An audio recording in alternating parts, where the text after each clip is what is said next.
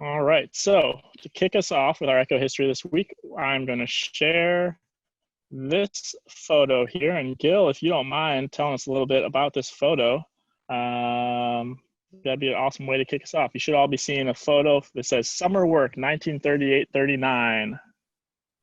Okay, on the far right, on my far right, first row is my father, who at that point was head of the, I think he was running the trading post that summer. This is before he went off to war and became a prisoner of war during World War II.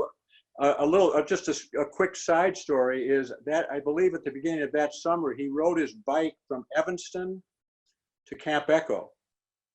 And that was back when they had one-speed bikes. He got up at 3 in the morning, took off from my grandparents' house, and 26 hours later arrived in Fremont, where he bumped into some reporter from the Chicago Tribune who just saw him walk in, sort of looking disheveled, and said, "Who are you?" And he said, "I'm Jim Hole from Evanston, Illinois. I've just ridden my bike up to go to Camp Echo here in Fremont."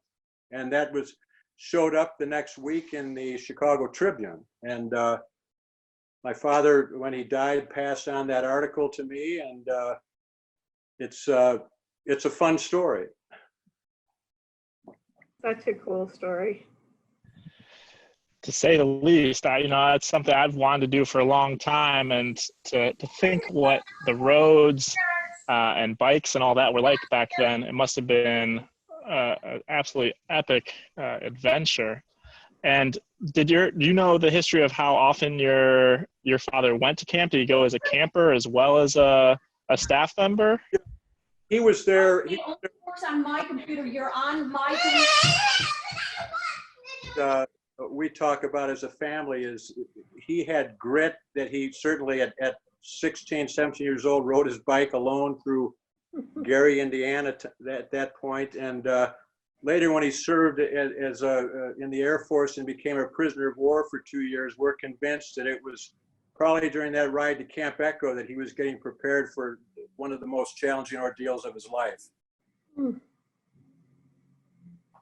Gil, how old would he have been in that 1938 photo?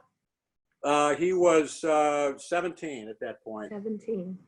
I think that was his second summer up there, if I'm not mistaken. But and well, our history goes back that Julie's father was the aquatic director when she was a baby, and we met there. So we have a shared history and love for Echo that goes back generations.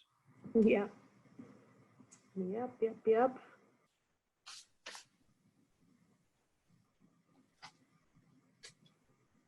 We can't hear you, Bernard. You're muted.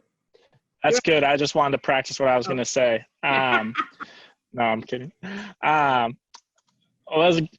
just saying thank you, Gil, for sharing those photos and the article and the story. And I think it's amazing context and the continuity and the history of camp that goes through many generations. And so I just wanted to share a few other photos from what camp was like in the 30s. And Katie can speak a little bit better than I can to some of the fun details, but folks who have been to camp recently will recognize some of the furniture in this photo from breakfast in 1938. Hopefully not that box of cornflakes sitting on the table still in the dining hall, but those circular tables and the kind of, I don't know if wicker is the right term, but wicker chairs, wooden chairs are the same ones that we currently use out on our dining hall porch as staff meals. And Katie, can you tell us a little bit of the history of where that furniture came from at the time? Sure. Well, the way that I learned this story actually was not from anybody from Echo, but I noticed as I have traveled around the Fremont area and visited other camps in the area that many of them had this exact same pine tables and the pine chairs with, again, the woven wicker seats and backs.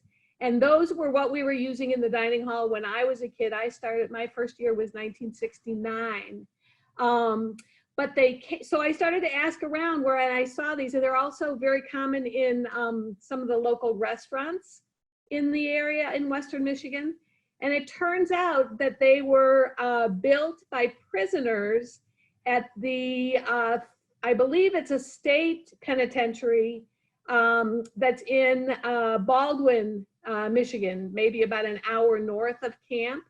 And so at the time, this was the cheapest furniture that you could buy in the area, especially in bulk. And in the 1920s and 30s, when a lot of summer camps were just starting up in the area, this was the furniture to buy. We used these round tables at camp and the chairs until we remodeled the dining hall in 1986 and 1987. And that's when we switched to the long cafeteria tables and the benches that would tip over and kill people's feet.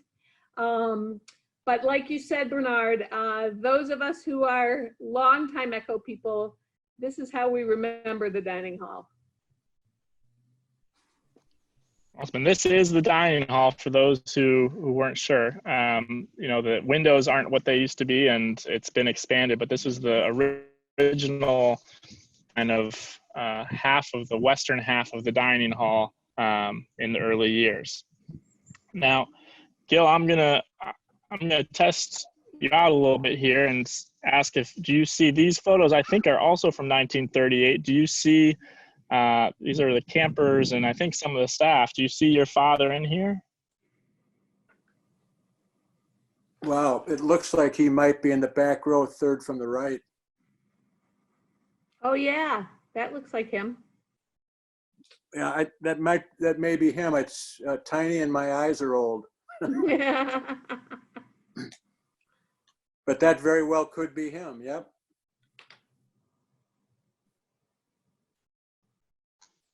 And Katie, do you have any sense of what happened to that gentleman's forehead in the back row? I don't know the story of that wound. I'm sure there's a great story. I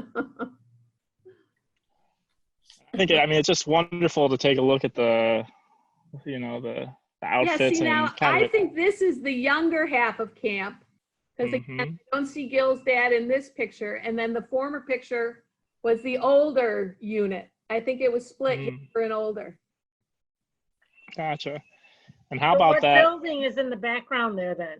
That's the dining hall. That's the west wing jutting out of the dining hall, where the executive, those were the steps up to the executive dining room, where the maintenance and the horse crew would eat.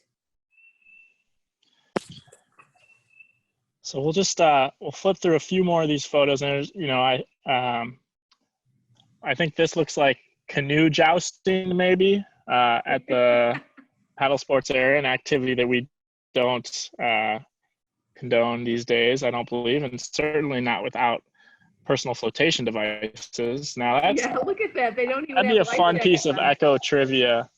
Katie, at what point, and I don't know if anyone has this cultural question maybe, but at what point, and fitting in the question of accepted risk and unaccepted risk as we think about Right. the risks that we might have to take in terms of health this summer, but at what year do you think it was that life jackets were introduced as mandatory for boating in the summer camp world? I'm sure it was whenever the U.S. Coast Guard mandated them in vessels, and I bet we could Google that year, but I'm guessing that it was the 40s. Okay. Post-war, certainly learned the value of the need for life jackets when people are jumping into water during that war. So that would be my guess, that it was exactly the same year that the Coast Guard regulated. Awesome. We'll have someone look into that. That'll be a fun piece of trivia for us to figure out. So this is an awesome photo of the chapel, and we often talk about, I know when I lead morning reflections during the summer for our campers, I often tell them about how chapel, both the lessons that we share as well as the physical space, have evolved, and that once upon a time, and photo evidence, boys used to just sit on the dirt as the slope down from the social lodge for a lesson of the day. So kind of same question, Katie. When did you know when exactly the chapel evolved from this the dirt slope to or grassy slope to Yeah. benches and everything? We have actually the photos and the local newspaper article from the dedication of the chapel, which was before camp started the first year in 1924 at this site.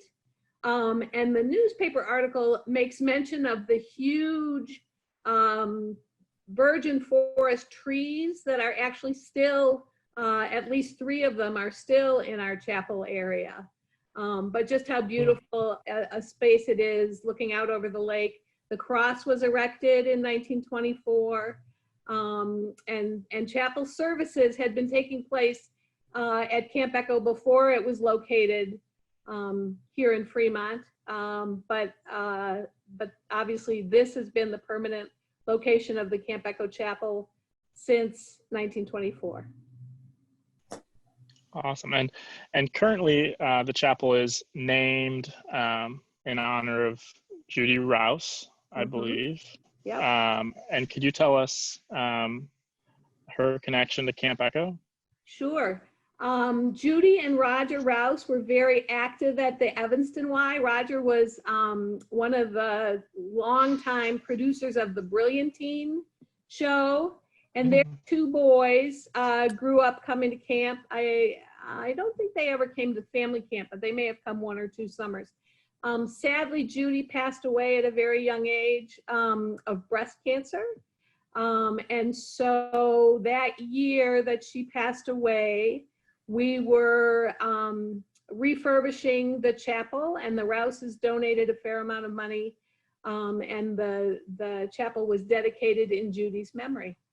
But that's when we added the benches. Yeah, that's when we added the benches. Awesome. I admittedly have not been keeping an eye on the chat box, so I just want to pop over and see if there are any questions.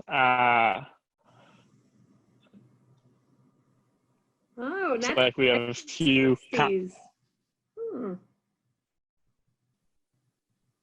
Drew's telling us that the 60s, the Coast Guard standardized the use and regulations for life jackets. So that's a fun little bit of trivia. So I'm just going to kind of cruise through a few more photos here from the 30s. If anyone has questions, or Katie, if there's anything you wanted to share in particular as I go through these photos, you let us know. For instance, what's the name of this? Do you know this style of sailboat? The name of that boat is a rocket. That is a rocket. It's a wooden sailboat that weighs about 4,000 pounds. No, we used to take them in and out of the water. We still had those when I started at camp. And an interesting fact that I learned through the Michigan Y Camp collaboration is that we actually got them from Camp Hayawenta in the mid-30s. And they were the first sailing boats that we had at camp, and Hayawenta was getting rid of a fleet of them, and I can't imagine that they actually sailed them. Hayawenta is north near Traverse City. It's possible that they sailed them down Lake Michigan all the way to us, but I think they were probably trucked down. I don't know. That would seem, that's a little bit of a small boat to take that long of a trip on Lake Michigan. But we had about 6 of them, I want to say. Do you remember, Gil, how many we had? I think we had 6, and I remember when they used to turtle, if you recall. And you could never get them back over. You could never get them back over. You were in trouble if they turtled. You were in trouble if they turtled. And how about this one? These looks like slightly smaller sailboats Yeah, that here. looks like a snipe or something. It has a jib. So it's, you know, we had sunfish by the time I got there in the 60s. But that also looks like a little wooden, it might be like a snipe.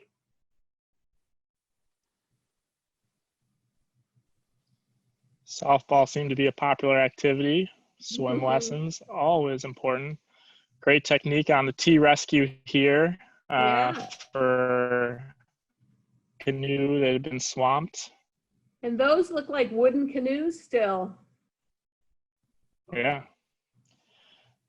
Tennis with everything made of wood, wooden tennis rackets there. Some more Right, sailing. the tennis courts were built in the 50s, late 50s, same year that Lakeside was built. And it was the Ben Snyder family that gave us the donation to build those tennis courts. But this looks like it was pre-1950. I mean, my understanding, No, this is 57. This is 50. I bet this is the first year. You don't think so? I have it 38, but you are the expert, so I won't question that. I'm pretty sure there were tennis courts before the Snyders built them. Gotcha. Okay. Awesome. And so this, I think this is our last photo here of this batch, but so that's the clinic. Is that the original clinic there, Yep, Katie, in the background? Yep, that's the original clinic. And if you look at our current clinic, you can still see that exact roof line in the middle. And you recognize that we've built off of the front and the back of it when we expanded. It was Rob Johnston that built the whole thing. He built the porch on the front and then the apartment with the 2 bedrooms and a bathroom on the back in the early 90s. I believe that renovation was done 89 or 90. Awesome. And we'll maybe in the coming weeks in some of our communications, you might see some updated photos of the interior of the clinic. We've been doing a decent amount of work on the inside to keep that thing charging along. And last year we put a new roof on it. So it's old, but it's still got some legs left in it. Awesome. Well, Katie, I appreciate you helping us through all these old photos there. It's amazing looking at these old photos of just how Look, different, the but how boys similar. are barefoot. I wonder when the shoe rule came in. When did the shoe rule? Maybe Drew can look that one up for us as well. When did shoes become? Well, let's ask some participants here. Katie, when were you required to wear shoes at Camp Echo? Well, I will tell you that we had to wear shoes at all times, but if you were a layover camper, if you stayed from one session to the next, one of the treats of layover was that you could go around barefoot during layover. So the hard shoe rule really wasn't implemented till after I was a camper. Oh, that's interesting. All right. Well, so Katie, you wanted to share kind of the history of one or two of the cabin names from the peninsula, from the east side. So I'm just going to leave this photo up here since it is a nice photo of the peninsula, and ask you to share, pick a cabin or two to tell us the history of the names. So I just have to go back because we gave a little bit of misinformation last week. Love corrections. What? We made misinformation. So in 1962, there were 3 cabins that were built of the modern cabins, and it was Kiwanis, Optimist, and Wally Ford. Then in 63, Triangle, Ben Snyder, Wiseman, and Lyons. Then in 1964, this is an interesting one. That's when a cabin called Baker Lodge was built. And the Bakers were a very wealthy family from Fremont. Mary Baker had some ties to, can't remember whether it was the Gerber family or the Ryerson lumber family, but anyway, they were a very well-to-do family in Fremont. And she gave the money for, Neil asked her for the money to build what became Baker Lodge, but it was only called Baker Lodge for 2 summers. And then the name changed to Friendship Lodge. And that was at the request of Mary Baker, who was a little bit embarrassed and decided that she really didn't want her family name on a cabin, but really it was much more important to talk about sort of the core values of camp, and that recognizing friendship as being one of those core cornerstones of camp. So that was 64. 65 was Fremont, McCallum, Christopher, and Dugdale. 1966, Potter Lodge came in. And then in 69 was Featherstone Lodge. And the money for Featherstone Lodge was raised by Zeno Moore and Carolyn Morby and Judy Kaiser, who is the mother of Debbie Kaiser, a later camp director. And they raised money to name that cabin for Neil Featherstone and Karen Featherstone, who had been the camp directors and still, I believe, hold the record for being camp directors longest at Echo with 11 years under their belt. Then in 1970, Moon Lodge was built. We talked about Moon Lodge. 1980 was Northbrook. 93 Mets, 96 Alumni, 2009 Stefik and Kodor, and 2018 was Giving and Gratitude. So I just wanted to get that order straight. And then the other misinformation that I gave last week was about Triangle Lodge. And I had said that the Wally Ford family had also paid for Triangle. But the truth is that Triangle was built by the camp committee. The Fords were on the camp committee and did make a large contribution toward it. But it was officially donated to camp by the Camp Echo committee. So that's that's all that I have on cabins. Awesome. And Katie, so could you repeat? Someone was asking when was Friendship Cabin built? So Friendship was Mary was asking that question. 1964. Oh, sorry, it says Mary. 1964. So, yep. 1964. And how many of those lodges that you just named, Katie, are currently used for campers, and how many are for staff? That is a very good question. All of those are camper cabins currently. We made the addition of using Moon and Northbrook as camper cabins. They had previously been used as staff cabins, but when in the early Grierson years, so 2002, 2003, we started putting the oldest girls in Moon and Northbrook cabins. Yeah, and so Joan was asking what our current capacity is. How many campers can we serve at one time? And so in our in the main camp area where we have kind of our traditional camp programs and some of our leadership development programs, we have about capacity for 240 or so campers, plus staff to support that. But then we also still have our Outpost Platform Tent Village and our Birches Platform Tent Village. So for our on-site campers, we max out at around 260 participants at any one time. And then when we have our adventure trips in as well, they stay in their camping tents for the first couple nights that they're on camp before they leave. And so we're right up around 300 campers when we're at capacity at any one time, plus about 100 staff. So about 400 people at any one time. It's great questions.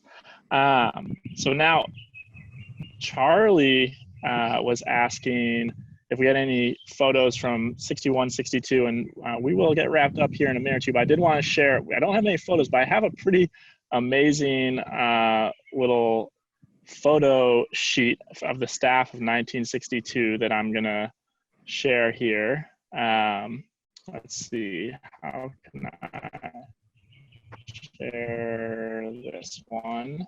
So this is, we've mentioned some of these folks a couple times. We mentioned Neil Featherstone, the executive director, up in the left-hand corner there. Some other names that we recognize, the cook in the middle on the right-hand side, Mary Coyle, our dry storage area behind the dining hall is known as Coyle's Corner. That was Mary Coyle right there. Yep. Mary was the cook Mary was the cook from 1957 until 1976 or 75 or 76. She was with us for a very long time, and she came from the craft food test kitchens. That's where Neil found her, and she had a son that she felt needed some camp, and so he would come to camp with her every summer. And sadly, he was killed on his way back to camp after a night off in the 60s, late 60s.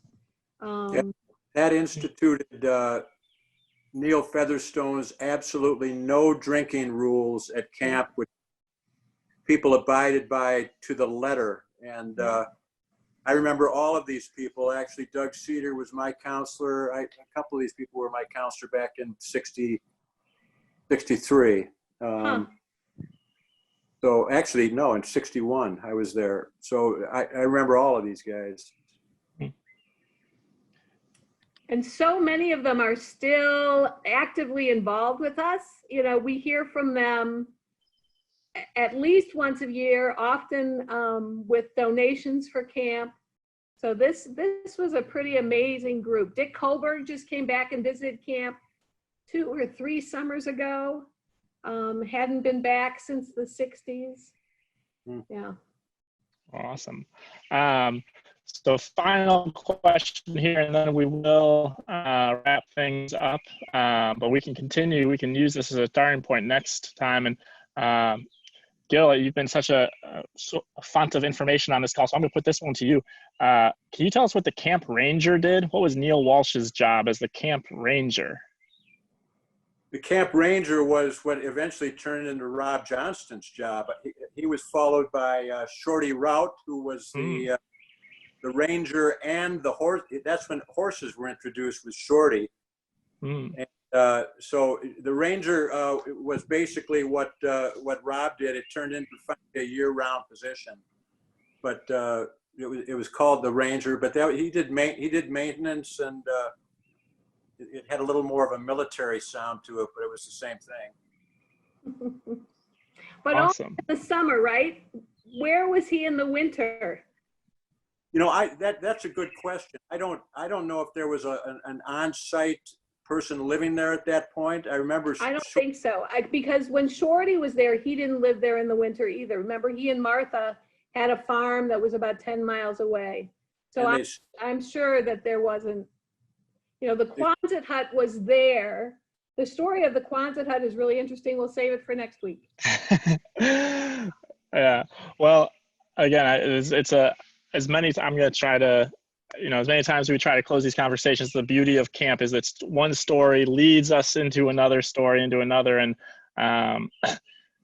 Charlie was just asking, I know I said that was the last one, but I can't help. But Charlie was saying that Charlie Schaefer is our Adventure Trips coordinator, saying that Matt Schaefer was a camper in 61 and 62, he thinks. And was wondering, Gil, if you crossed paths with him during those years. If you remember the name Matthew Schaefer.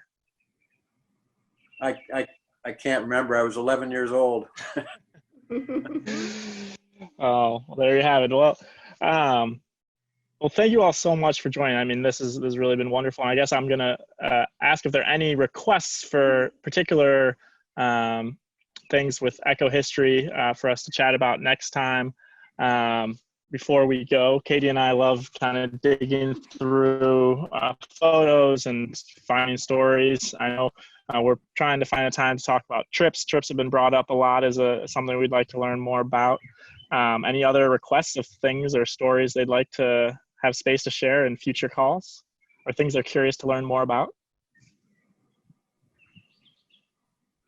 Oh. Awesome. Kaylee'd like some photos and stories from that first co-ed summer. More history. Find them. More history about the development of teen programs. I think, Katie, that would be a great one for us to. I'd love to hear more of stories of life at Pioneer Village when the program was run there, when they had the Hogan wagons. I've heard of stories of these Hogan wagons, but. No, and Gil and Julie would be great resources for when Outpost was just starting up too. Awesome. Wonderful. Well, thank you all so much. I'm going to stop our recording here. Let's see how I do that. And let's see. All right. Well, that's